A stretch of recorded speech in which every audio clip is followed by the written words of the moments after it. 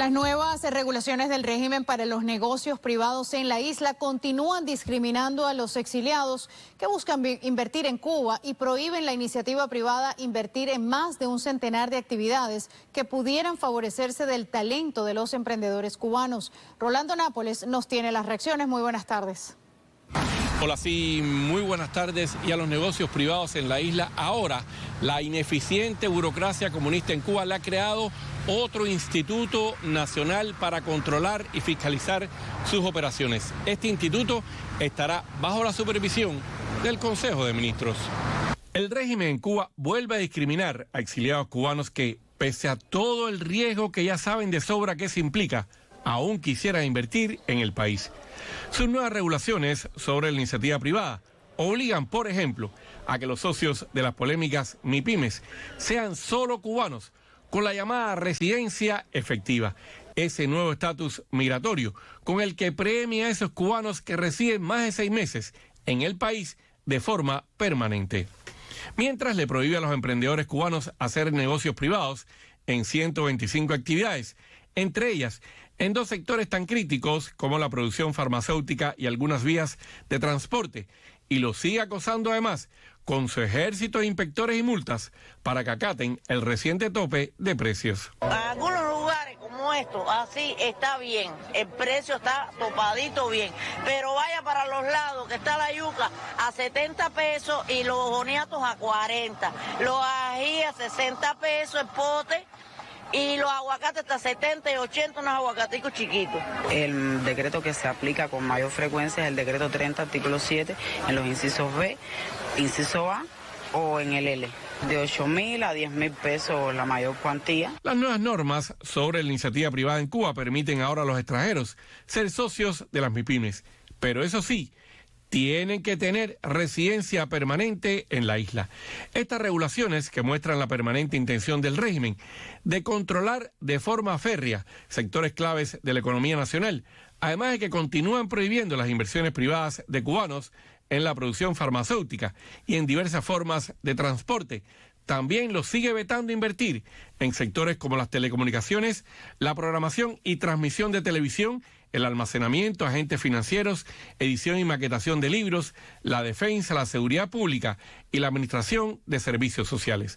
Restricciones que frenan aún más esa libertad económica que necesita Cuba para salir de su grave crisis. Este paquetazo contra el ejercicio de los derechos económicos en la isla manifiesta en primer lugar la poca voluntad del régimen cubano de generar un ambiente que propicie una mejora económica para la población.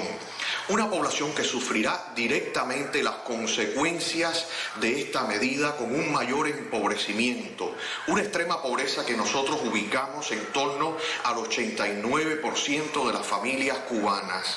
El cerco contra la iniciativa privada en Cuba se refuerza aún más también con las nuevas regulaciones referidas a considerar como delito que los negocios privados no tengan canales electrónicos de pago o que no operen por medio de una cuenta fiscal, justo cuando un año después de imponer la llamada bancarización para intentar recoger el efectivo en pesos cubanos que circula en el mercado negro en la isla, el régimen sigue fracasando en hacer que esos negocios privados confíen en los bancos de Cuba para depositar su dinero. Alrededor del 40% del efectivo que sale de nuestras cajas no retorna. La causa fundamental es el poco depósito que hacen los actores económicos que hacen comercio minorista, entre ellos las MIPYMES.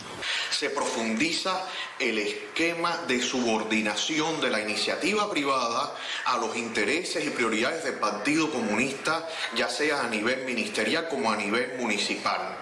Más de 120 actividades estarán prohibidas para su realización por parte de los emprendedores. La nueva cruzada del régimen contra los negocios privados en la isla igualmente los obliga a que para que puedan establecer sus tarifas de bienes y servicios, además del reciente tope de precios que ya les impusieron, ahora tienen que seguir las reglas que dicta el Ministerio de Finanzas y Precios. Y para más control aún sobre ellos, atenerse al que les ejercerá sobre sus cabezas el estrenado Instituto Nacional de Actores Económicos No Estatales, otro instrumento más de la ineficiente burocracia comunista en Cuba. La pregunta es, ¿cómo algún emprendedor va a poder generar una actividad eficiente, generar prosperidad para sí, pero también para la sociedad, para responder a las necesidades de la población con tantas restricciones legales, burocráticas, incluso penales en su contra? Y por cierto, también estas nuevas regulaciones eliminan algunos de los estímulos que tenían los negocios privados en la isla. Por ejemplo, el de no tener que pagar impuestos en el primer año de sus operaciones. Rolando Nápoles, América Noticias.